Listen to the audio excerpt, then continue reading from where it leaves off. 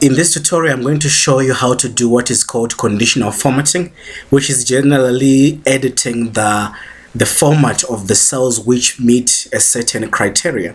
So our condition today is to highlight cells that have data which is greater than 60 and conditionally formatted. So generally, after we are done, our column average will look like this, whereby cells with greater than 61 will be highlighted to the color green as shown, which is 61, 76, 79, and 73. Now I need to show you how we got here. So first, let me clear the cell rows here.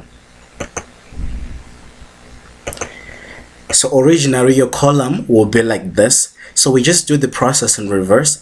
We highlight the whole day column, or the data that needs to be conditionally formatted, and then we select the format that we need, and then select the condition which is greater than.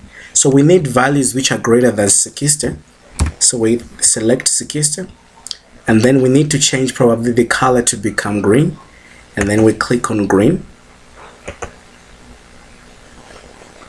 And we can also custom the colors if we want, but we're just going to pick this green.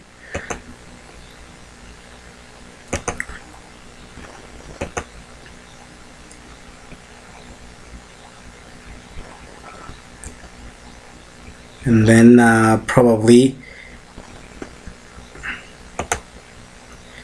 pick a darker shade as this. And then we click OK. So as you can see now, only the cells with the values that are greater than 60 have been highlighted, and the values that are less than 60 have not been highlighted.